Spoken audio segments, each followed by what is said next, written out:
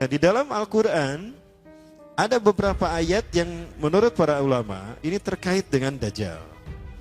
Nah, peristiwanya adalah terkait dengan peristiwa Nabi Musa dan Samiri. Nah, kenapa disebut Samiri? Karena lahir di Samirah. Dia lahir 100 tahun sebelum Nabi Musa diutus. Ya. Dan Allah Subhanahu wa taala memberikan kelebihan kepadanya. Yang pertama, dia diberikan umur panjang. Yunzaru umrah ila yaumis sa'ah. Ila akhir zaman. Ya, dia ditangguhkan ajalnya sampai akhir zaman. Yang kedua, dia memiliki kecerdasan di atas akal jenius rata-rata umat manusia. Jadi sejenius apapun umat manusia yang normal, dia 60 tahun di atasnya.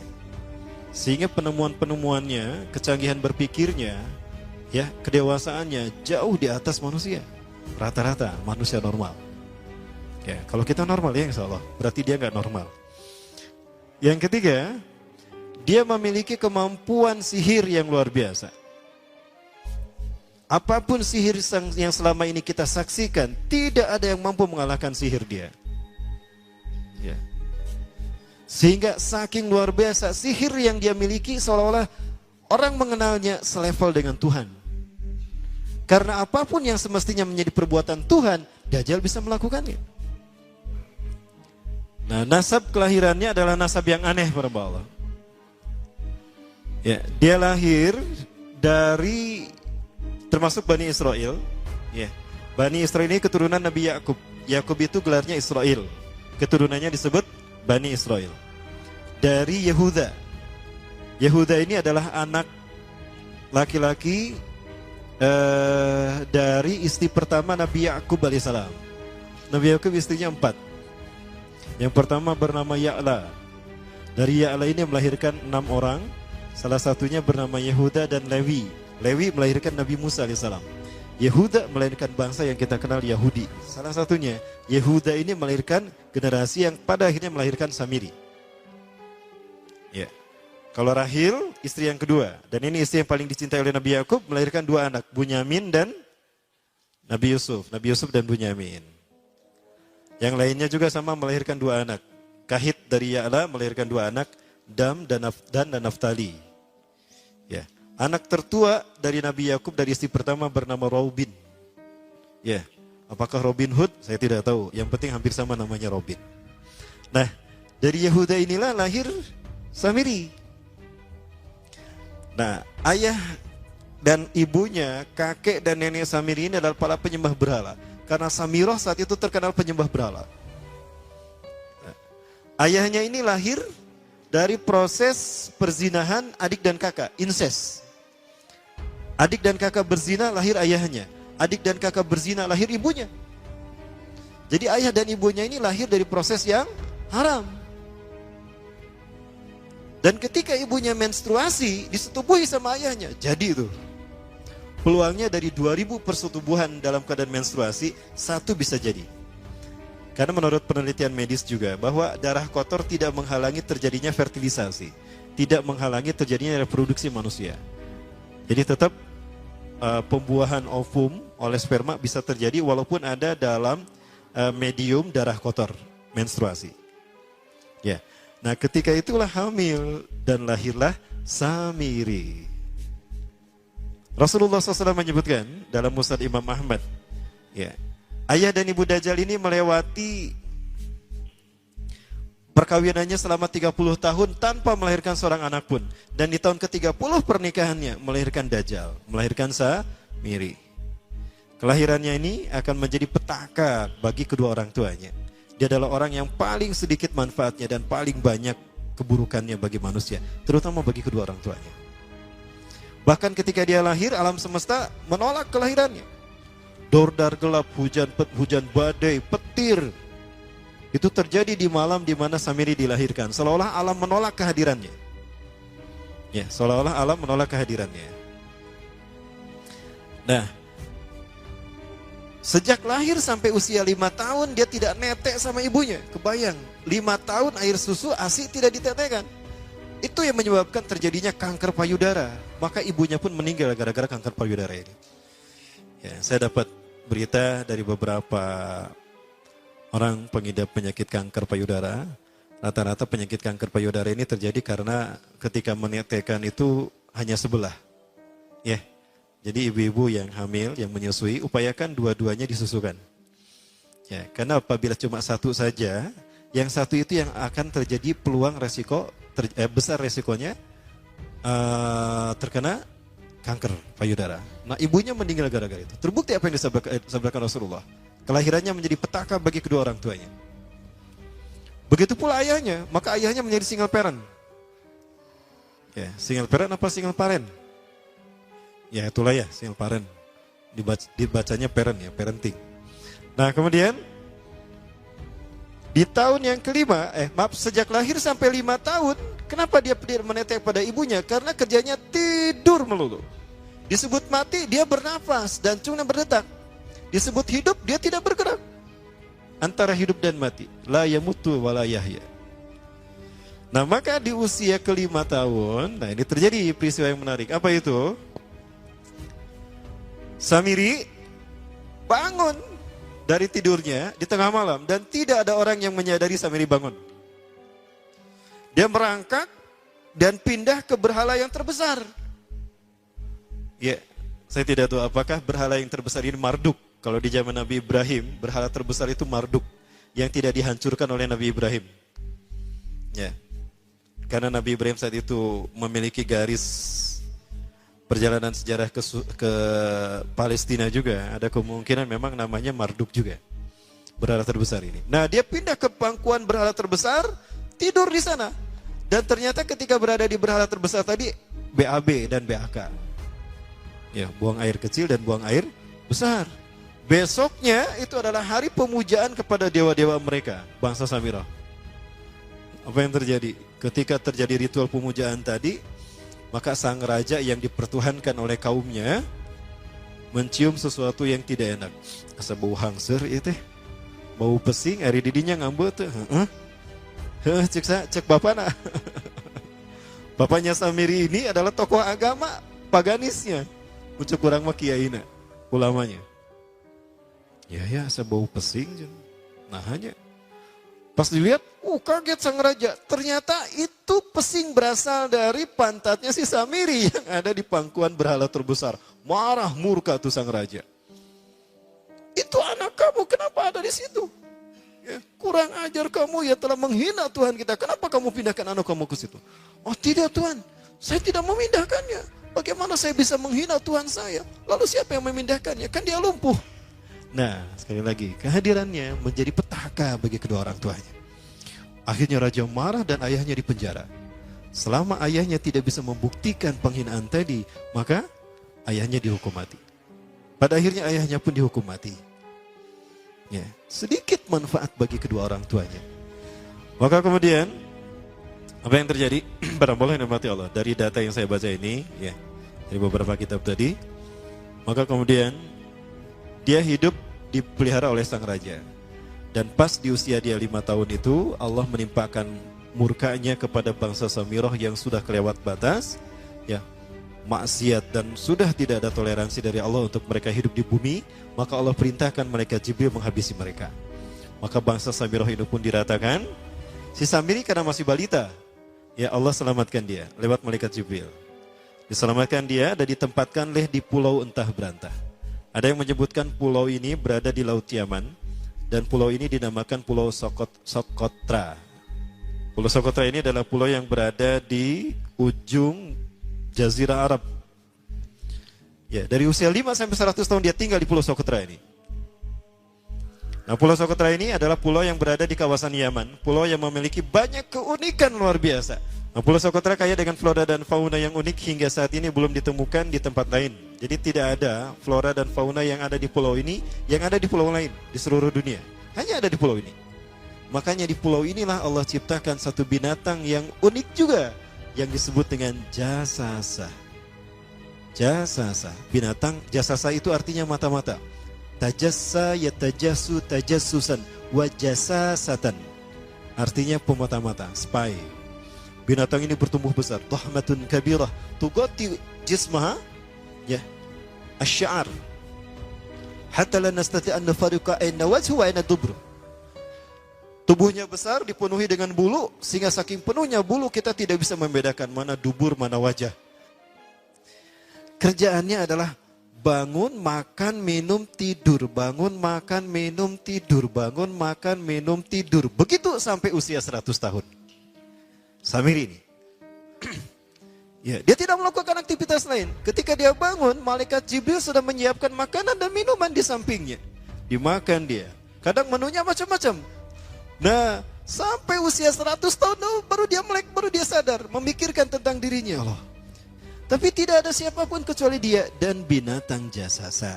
Binatang jasasa, Allah ciptakan, Allah lahirkan berbarengan dengan lahirnya Samiri. Karena tugasnya adalah untuk memata-matai Samiri, maka disebut jasasa, pemata-mata. Dan dia menghilang berbarengan dengan menghilangnya Dajjal dan akan muncul lagi berbarengan dengan munculnya Dajjal. Malaikat Jibril selama Samiri tidur, dia memegang pena. Nah, penanya ini tidak seperti pena kita, tapi penanya itu kayak tongkat sihir. Nah, itulah kenapa tongkat sihir pendek itu selalu seperti itu, kayak Harry Potter. Potter apa Potter? Harry Potter. Nah, dia punya tongkat. Nah, tongkat itu sebetulnya adalah pena yang digunakan malaikat Jibril menuliskan beberapa panel prasasti yang isinya adalah pelajaran akidah tauhid untuk Samiri. Nah, ini dibahas di bukunya Muhammad Isa Daud.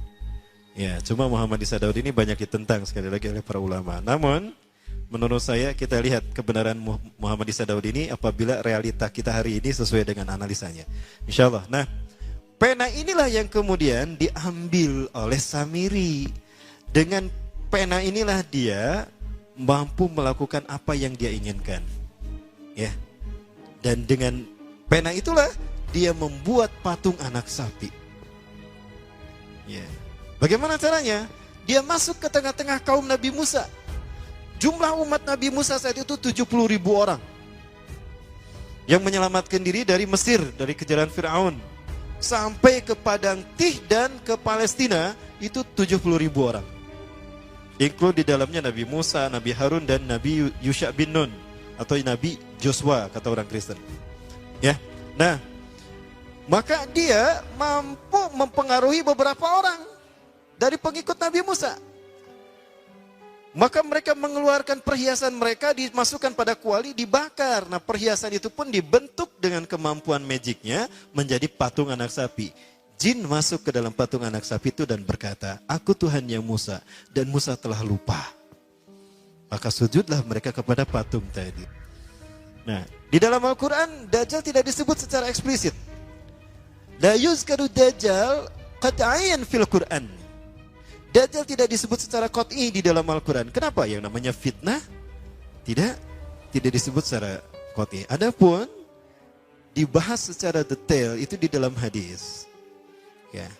Maka posisinya sama kuatnya dengan Quran. Karena fungsi hadis terhadap Quran itu ada 3. Ya. Ada 3 fungsi hadis terhadap Quran.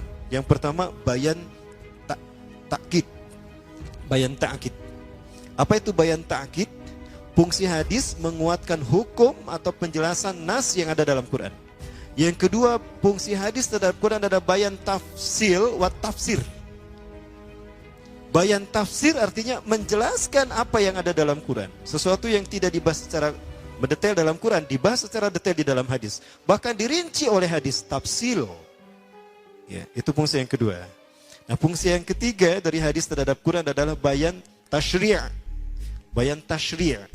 Yaitu fungsi hadis dengan menetapkan hukum yang tidak dibahas di dalam Al-Quran. Nah, di dalam Al-Quran ada beberapa ayat yang menurut para ulama ini terkait dengan Dajjal. Nah, peristiwanya adalah terkait dengan peristiwa Nabi Musa dan Samiri. Ya, mulai ada nama Samiri di sini. Nah, di dalam Quran surat Toha disebutkan di dalam beberapa ayat. Yang pertama ayat ke-83. Dan 84. A'udzubillahi minasyaitonirrajim. Wa ma ajalaka an qaumika ya Musa. Dan apakah yang membuat engkau tergesa-gesa meninggalkan kaummu hai Musa? Ketika ada 10 perintah Allah yang akan diterima oleh Nabi Musa yang kemudian disebut dengan 10 Commandment oleh orang-orang barat. Nabi Musa meninggalkan kaumnya Bani Israel ya di belakang bersama Nabi Harun. Nabi Musa tergesa-gesa karena Nabi Musa ingin segera mendapatkan perintah Allah. Ya. Maka Nabi Musa menjawab, qala hum ulai ala athari. Mereka ada di belakangku ya Allah.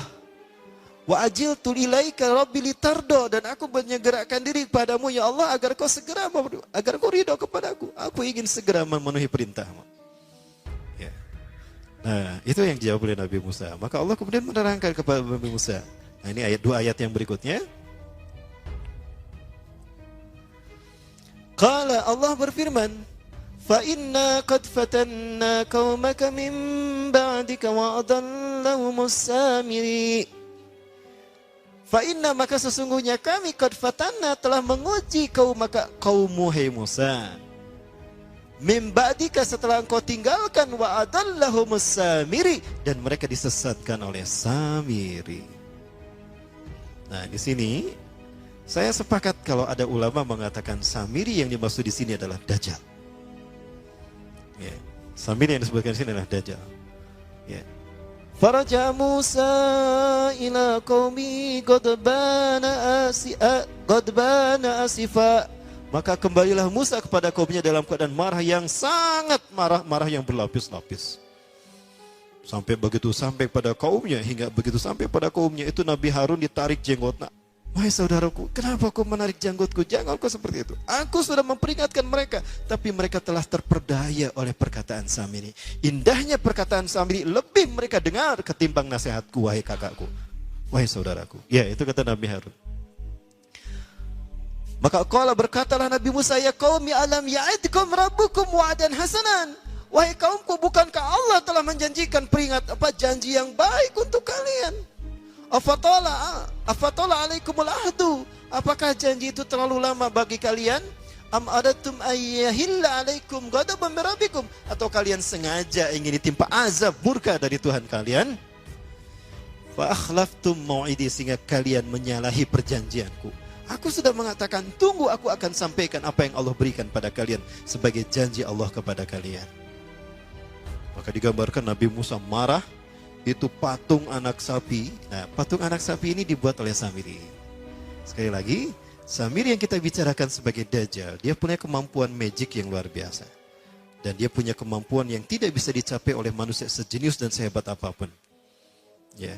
Maka jika ada manusia-manusia yang luar biasa di antara kita, itu adalah mereka yang dibentuk oleh Dajjal. Contohnya siapa? David Copperfield, David Mindfreak. Siapa lagi? Para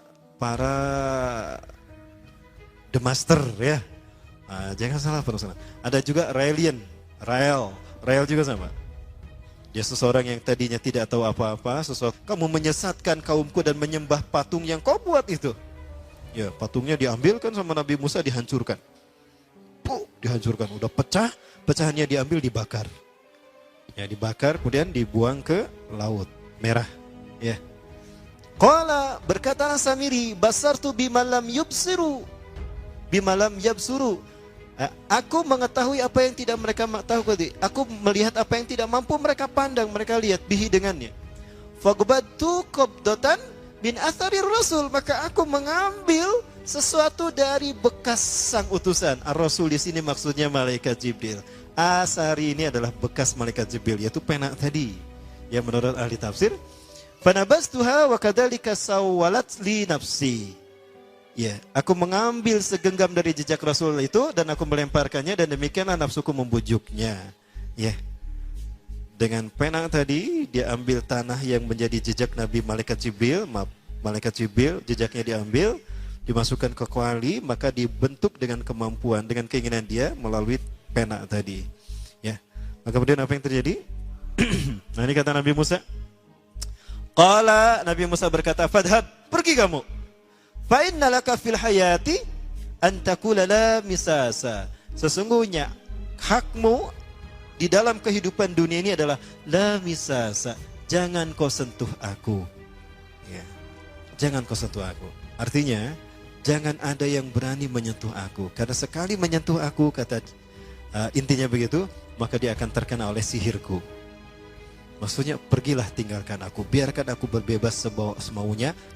Itu kata si Samiri. Wa innalaka mau'idan lan tukhlafah.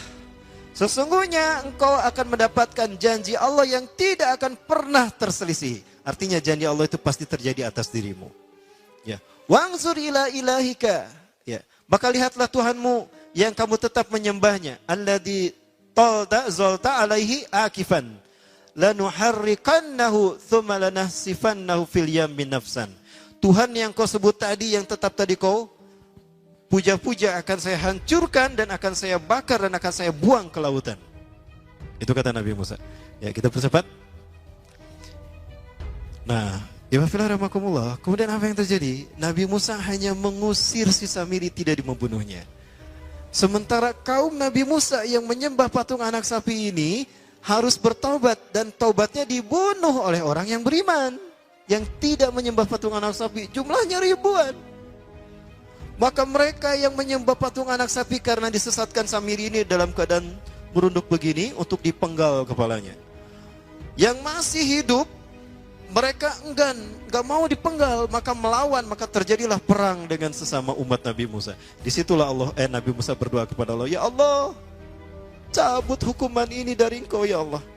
Andaikan kau tuntaskan hukuman ini, maka habis umatku ya Allah. Maka hukuman itu pun dihentikan. Dan Allah mengampuni mereka yang telah bertobat, dan Allah memberikan pahala kepada orang beriman yang meninggal gara-gara melaksanakan hukuman tadi. Ini ada dalam tafsir firman Allah dalam Quran surat Al-Baqarah. Ya Bani Israel, adhkuru ni'matallahi alaikum. Gimana terusnya? Fatubu ila barikum faktulu anfusakum. Al-ayah. Nah itu kalimat faktulu anfusakum.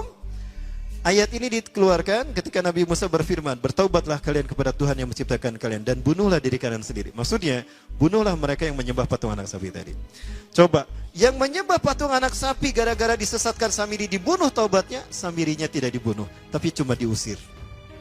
Jika ada orang yang ingin mengganggu, katakan, la misasa, jangan kau sentuh aku. Kenapa diusir tidak dibunuh? Karena yang membunuhnya adalah Nabi Isa alaihi salam di akhir zaman. Maka sejak saat itulah Samiri mengembara dari satu negeri ke negeri yang lain. Maka bertemulah dengan para nabi sesudah Nabi Musa, hatta dengan Nabi Isa alaihissalam sendiri.